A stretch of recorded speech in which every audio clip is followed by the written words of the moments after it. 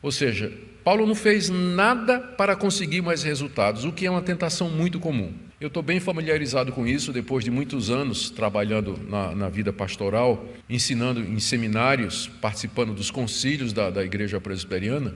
A tentação, especialmente para jovens pastores, é muito grande quando eles vão para uma igreja, eles trabalham lá um tempo e os resultados não aparecem.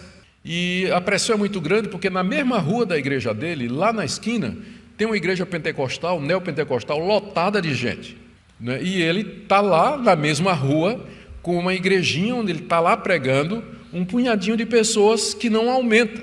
Então, a tentação é muito grande de fazer alguma coisa, usar algum método, algum sistema para encher a igreja. Paulo está dizendo aqui que ele não sucumbiu a essa tentação, porque com frequência, para que você encha uma igreja, se não for pela pregação verdadeira da palavra, tem que ser por algum artifício. E aí as igrejas fazem show, fazem espetáculo, fazem luta livre, faz boate gospel, faz um monte de coisa, né? O culto vira um espetáculo, onde o centro é o homem, traz gente famosa para cantar, para fazer apresentação e tudo mais. Paulo diz que ele resistiu a isso. Ele, diante do desânimo, da falta de resultados, ele não cedeu a adulterar a mensagem do Evangelho. Olha o que ele diz aqui no verso 2. Primeiro, ele rejeitou as coisas que por vergonhosas se ocultavam. Quer dizer, que ele rejeitou procedimentos secretos e vergonhosos com o objetivo de obter sucesso no ministério. Ele rejeitou esses esquemas e motivações erradas para obter lucro e mais gente. Aqui ele diz que essas coisas se ocultam, porque o falso mestre, ele nunca diria isso. O falso profeta, que enche a igreja de qualquer jeito para poder ter dinheiro, ele não vem chegando dizendo que essa é a motivação dele. Ele vai dizer que é um servo de Jesus, ele vai usar a terminologia evangélica, vai usar a Bíblia e ocultar quais são as suas verdadeiras motivações. Paulo está dizendo aqui que ele rejeita essas coisas que, por serem vergonhosas, elas se ocultam. Ou seja, é uma vergonha nós querermos ter sucesso no ministério, para isso, usando de estratagemas e métodos noturnos, obscuros, e que não são os métodos e os objetivos e as motivações corretas.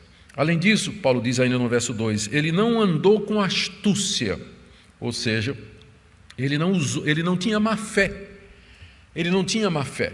Má fé é quando o pregador, é quando o pastor, ele engana as pessoas com astúcia, com retórica ou qualquer outra coisa, sendo que a intenção dele, embora ele diga que ele está pregando o evangelho, mas a intenção dele é angariar a simpatia daquelas pessoas para depois passar o chapéu e receber o dinheiro, que sempre foi a maior motivação dentro do campo religioso para os falsos profetas. Paulo diz que ele nunca andou com astúcia, enganando as pessoas.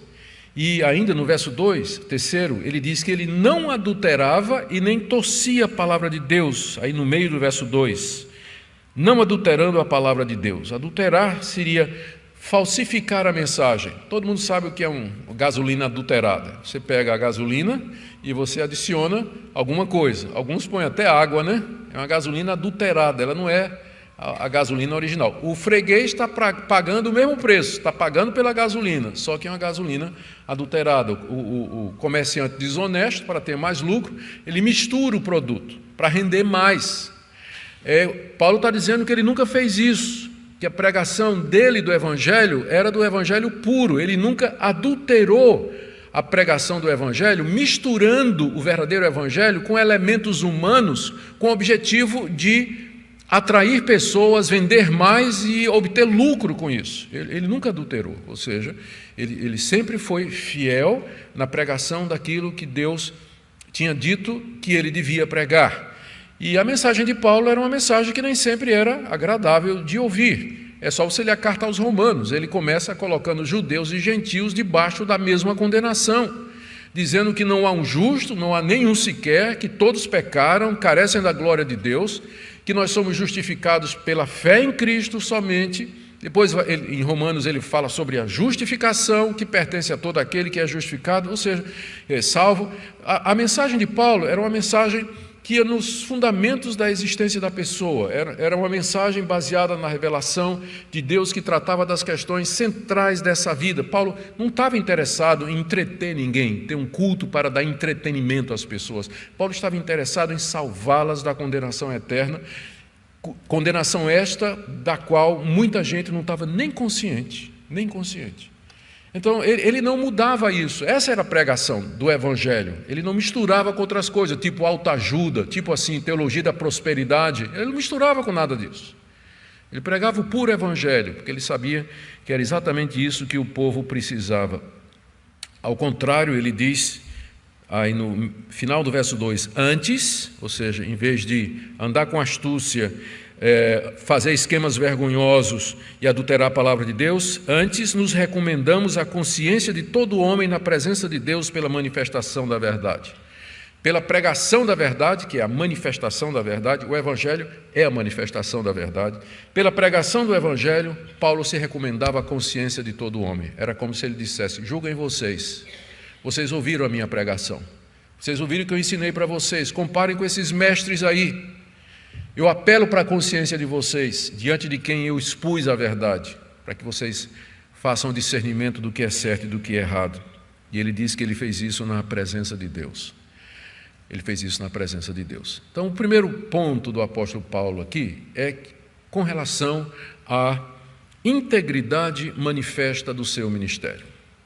Ele nunca adulterou a palavra de Deus, ele não tinha motivos escusos, e a consciência dos seus ouvintes era uma testemunha disso, se eles quisessem apelar para a sua consciência.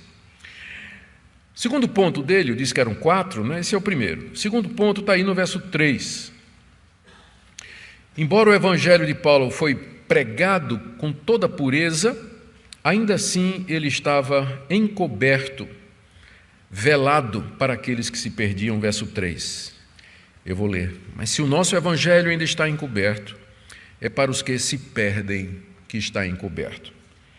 Esse mais aí faz o contraste com os 2 versículos anteriores, nos quais Paulo tinha dito, eu preguei o puro evangelho, mas isso não quer dizer que o puro evangelho salva automaticamente quem o ouve.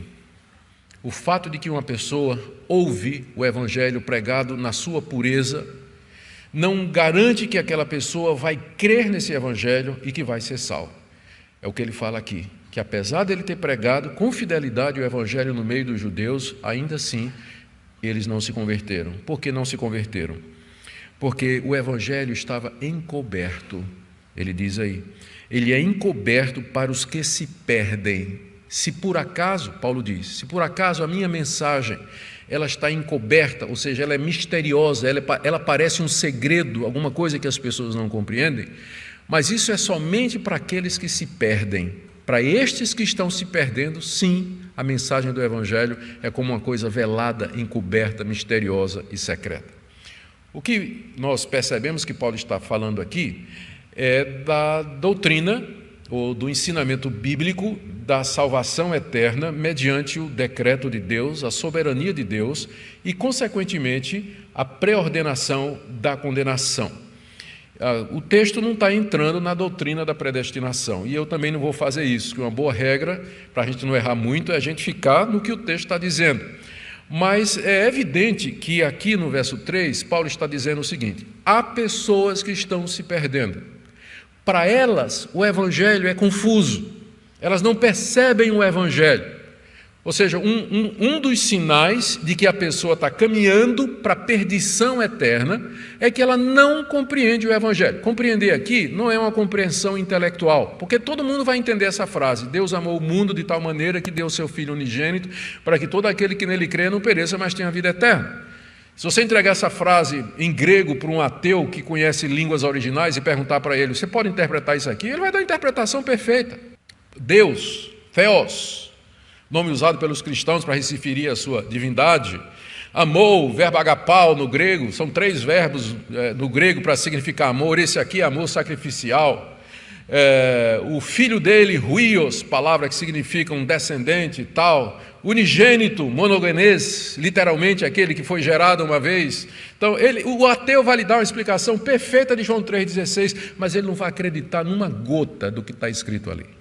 Então, quando Paulo diz que o evangelho está encoberto, não é que ele é intelectualmente ininteligível para o descrente. O descrente sabe muito bem o que é que nós estamos dizendo, senão nos perseguiriam. Eles sabem muito bem que nós estamos dizendo que eles estão perdidos, que todos estamos perdidos. Eles entendem muito bem que nós estamos dizendo que somente em Cristo Jesus existe salvação. Eles entendem muito bem quando nós dizemos que as outras religiões elas são falsas. Eles entendem, por isso que eles perseguem. Se eles não entendessem, eles não perseguiriam. Mas essa compreensão aqui é a compreensão do coração. É você colocar a mão em cima de João 3,16 e dizer assim: Deus amou o mundo de tal maneira, Deus me amou de tal maneira, que deu seu Filho unigênito para morrer por mim, de maneira que eu tenha a vida eterna. Quem não entende assim, quem não apreende a mensagem do Evangelho salvadoramente no seu coração, essa pessoa está caminhando para a condenação. Então, se o Evangelho está encoberto, ele está encoberto somente para os que estão se perdendo, aqueles que estão a caminho da destruição eterna pela sua própria incredulidade. A referência primária de Paulo aqui é os judeus do capítulo anterior, que têm o véu na cara, e que, portanto, eles leem as Escrituras e eles não se apercebem, não compreendem, não creem, não recebem Jesus Cristo.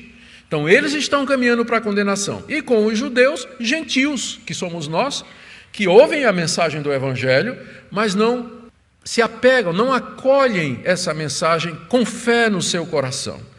Então, essas pessoas, por isso, deixam revelar que, na verdade, elas estão caminhando para a condenação. É claro que isso não nos autoriza a passarmos um julgamento final, porque pessoas, durante algum tempo, elas podem rejeitar o Evangelho. E, de repente, pela graça de Deus, como Paulo vai mostrar mais adiante, um dia elas... Agora eu entendo. Agora eu estou vendo como é que eu nunca vi isso antes, né? Então, de repente, Deus pode fazer isso. Então, eu estou fazendo essa ressalva para você não se precipitar em dizer assim: fulano de tal, ele não crê no Evangelho, ele não acolhe o Evangelho, não recebe o Evangelho, então ele está indo para a condenação.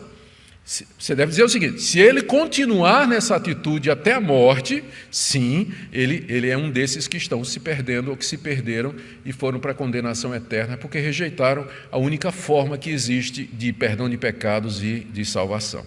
Então, essa é a resposta de Paulo, não é? Se o meu Evangelho não está encoberto para os judeus, é porque eles estão no caminho da perdição pela sua própria incredulidade. Senão eles teriam recebido Cristo como sendo o Messias prometido pelos profetas de Israel.